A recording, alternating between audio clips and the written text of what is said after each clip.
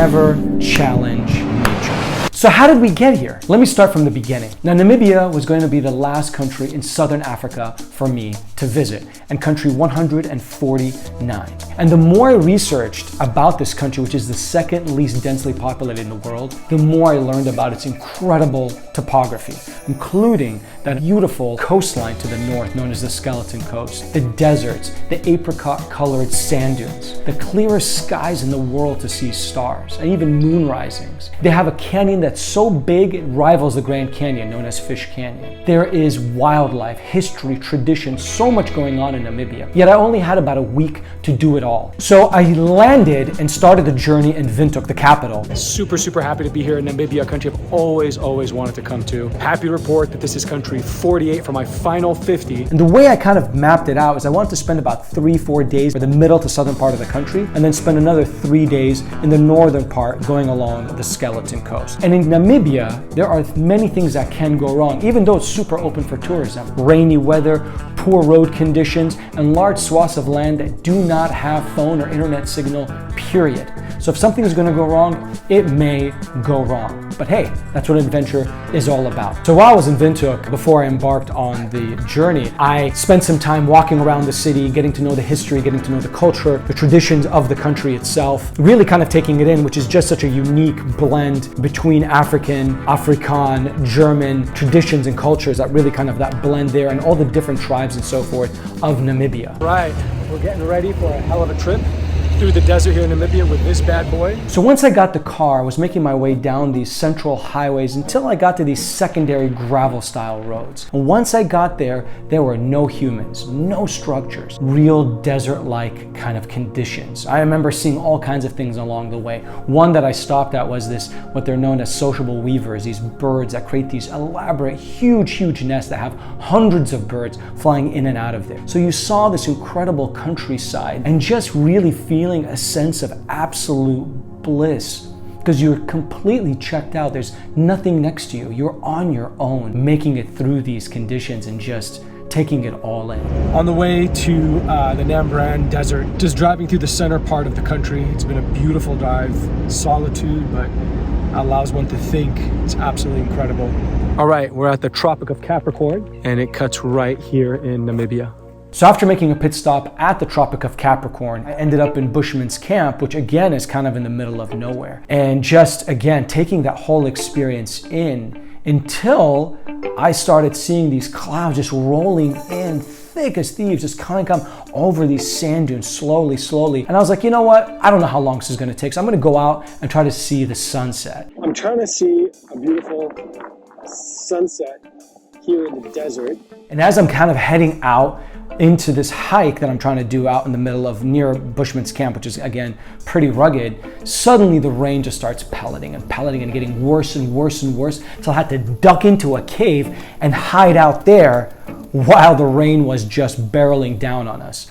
And it was probably going for like 20, 30, 40 minutes. Water was kind of rising slowly. So I'm like, look, I got to get out of here. I'm stuck in this cave and I got to get back to the room before it gets dark.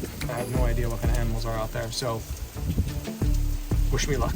And that's when I just turned around and just saw the lodge that I was staying in and just gunned it as fast as I could. That's where I got to go. We're going to run it.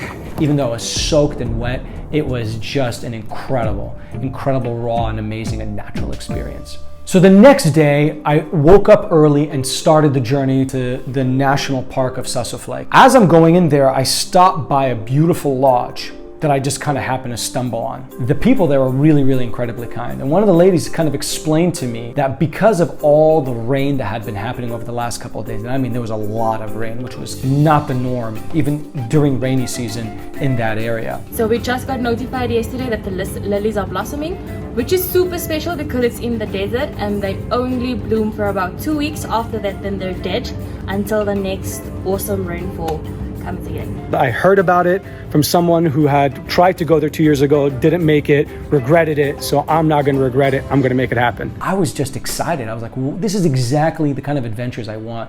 Things are kind of serendipitous, ad hoc. So I jumped in the car and started gunning it. But as I started going through to the area, I remember this, 2 hours into driving to this location, I hit this huge patch of water, and I was so scared that if I went over with my car on this patch of water, that it would just get stuck. And since I was by myself with no phone service, I thought it was way too risky. The risk is too great to cross that, because if I get stuck, I'm in the middle of nowhere with no phone signal. It was a sad experience because I really wanted to see these desert lilies. I thought it would be such an incredible experience, something to share with you. And as I'm driving here, there's so much flooding. It's impossible, I feel, to get to this location. In case I get stuck, there's just nobody out here. So I've gone through at least 6 or 7 of these puddles, but this one just looks bananas. And I just don't think it's worth it. It is what it is. Another day. But it was odd. As I was leaving, I saw this car with this whole family. I stopped by because I had remembered that inside the car there was a pump that could pump the tire or deflate or inflate the tire. And I stopped next to them, and they had asked me if I had a pump. I remembered I had a pump, and somehow I remembered exactly how I was trained to use the pump to deflate, inflate the tires and so forth. And I lent it to them, and they were able to get on their journey. Who would have thought? I have no idea how to use a pump. In the middle of nowhere, I see these guys in need of a pump. SubhanAllah, life works in mysterious ways. I kind of ended the day seeing these beautiful oryxes and seeing this incredible sunset next to these dunes where I was staying in a lodge in the national park there. At the time, it was funny, I was listening to this beautiful Audible. I listen to Audible a lot when I'm on travel journeys. I was listening to this beautiful book called The 40 Rules of Love, kind of interplay between Shams al-Tabrizi and Rumi, the famous poet of love. That tied with these sunsets and the kind of raw condition of Namibia just made it such a beautiful experience. It heightened every one of my senses, that touch, smell, seeing, hearing, tasting. Unbelievable. It's like a different world. I remember that sunset because on the one side you're seeing this incredible sunset kind of dipping over the sand dunes there, and on the other side was this incredible storm that was coming in, again barreling in on us. And again, that kind of adventure and fear, but also that kind of tribulation mixed with beauty is just such a beautiful combination. And I ended the night eating oryx, which I felt really bad about. At the lodge, that's what they served, and so I wanted to eat up because I knew I was going to wake up the next day super early to head to Sossusvlei and see that incredible place, Deadvlei. So I woke up super early before anyone, around 3:45, so I can get on the road at 4 a.m. And I'm driving this 60-kilometer distance to the base of Big Daddy, which is like one of the biggest, if not the biggest dune in the area. As I'm driving through, I remember I had to go over like certain sand, which is always like scary because you've got to deflate the tires so that you don't kind of slip off and so forth or get sunk in there. And I get to this place that my Google Maps, which I had downloaded, had pinned me to. And I slowly start meandering and making my way, kind of stumbling through the night. And I'm crossing this field almost of like cracked, mudded earth because it had been raining, but also cracked because it's still a desert-like condition, super dry. And then you see these hooves everywhere, kind of like crisscrossing everywhere, and you're kind of like fearful of what's going on. You got to the base, and I look up and I see that it is in fact the tallest dune. And now it's around 6 o'clock. We got to the base. Up there is where we want to go. The sun's already coming up. And the sun rises at 6:30, 6:35. So I knew I had about a 30-minute window, even though it usually takes about an hour, hour and a half to make it up. I knew I had to gun it up and make it to the top so I can see this sunrise. The good news is the ground's pretty hard, which means it should be a little bit easier to make it up. They say it takes about an hour and a half to make it. I kind of stumbled through. I remember kind of trying to climb right on the crest and slipping on both sides as I kind of meandered and kept making my way up, up, up. And just like as I got to the top, you see this incredible sunrise over this clouded, thick cloud as a distance. So mysterious and mystic out there. But I got to the top, and I'm like, what an incredible feeling. Just seeing the whole desert all for you.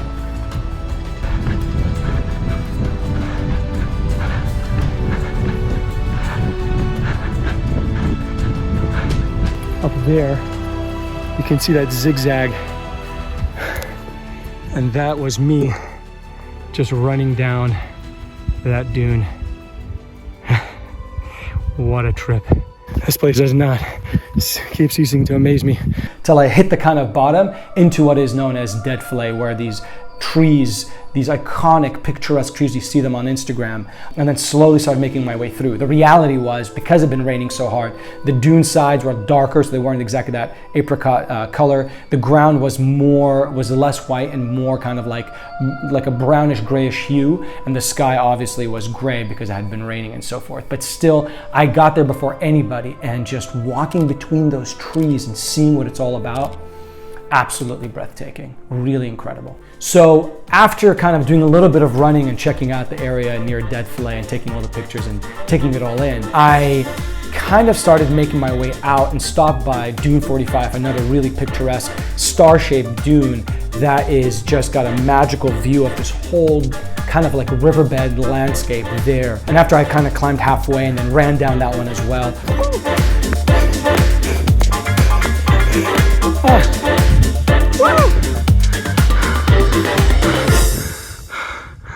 Got back in the car feeling really just pumped and fulfilled, and saw really why the area was so famous, because it was so raw and natural, and the color differences, the history there just made it just so incredible. As I'm making my way out, the first hurdle kind of struck me. Because it had been raining, the rain had been coming down this kind of waterway, and you have these roads, and they're the main highways, but they kind of dip slowly, and the water crosses them. Typically, it's dry, always. But because it had been raining so much, that waterway looked like a river. And so I got out of the car, walked across to see if it was safe. I thought, okay, it looks good, it's kind of up to my knees, I should be okay. But I was still hesitant, and somebody on the other side was like, just wait it out. And suddenly a car comes and zips right past me, making it look clean as possible. So I got back in the car, put into 4x4, and just went right across this little waterway. And I felt like, wow, why was I so petrified? Why was I so scared of these conditions? I can do this. I can really cross the terrain, make it through, and survive this. To be honest, I have no idea the capability of these freaking 4x4s, but this Hilux is a beast. Whew. Okay, I'm back on the road. Let's do this. But I think that's kind of what you have to always be careful of, is never challenge nature.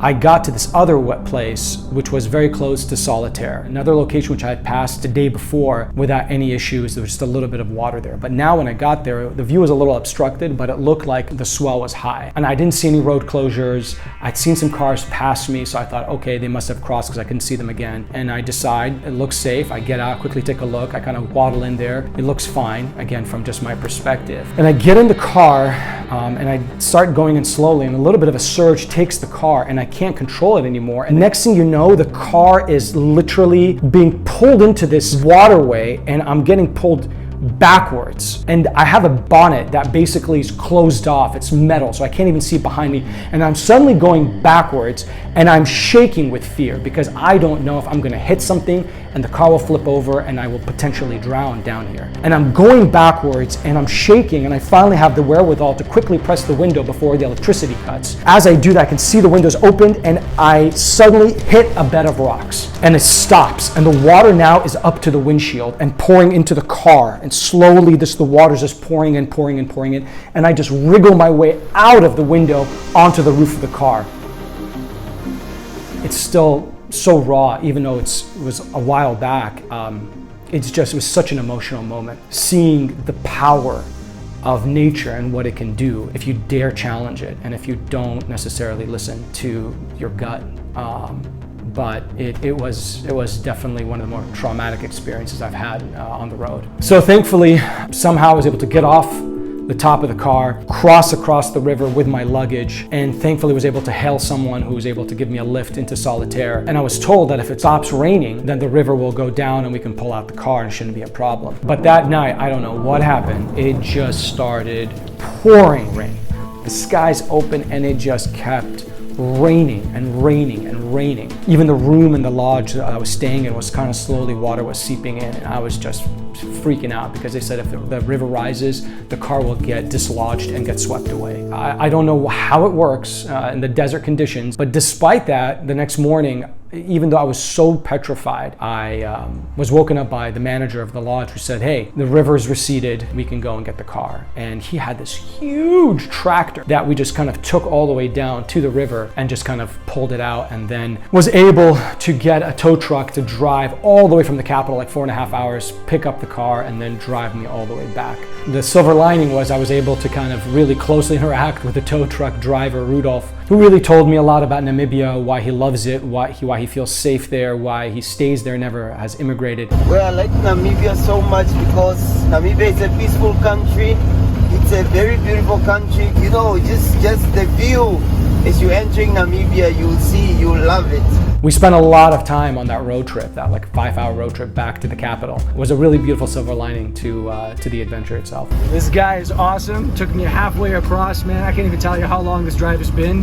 And he's been great, and I've learned a hell of a lot about Namibia, and excited to get to Windhoek. So look, even though I wasn't able to embark on the full scale of the journey to kind of go up that coastline and see what made the Skeleton Coast so famous and see more of the wildlife, nonetheless, the trip was one of the most exceptional that I've experienced in my life. Something about seeing, in my eyes, death so close and being around the raw nature around you, seeing the power of it, being in solitude, the tranquility, just such an incredible experience that, you know, still makes me emotional thinking about it. And I want to go back. I want to see the coast. I want to kind of explore that canyon. I want to see those stars on a clear night and see why it's one of the clearest in the world. I want to see the wildlife. You know, I want to meet more people. And Namibia is that place. It really has so much to offer, and I can't wait to go back. Well, I hope you enjoyed this tour of the beautiful, beautiful country of Namibia, even though it was curtailed and shortened. I'm just happy to be alive. I'm happy to tell this story. If you like what you saw, make sure to click over here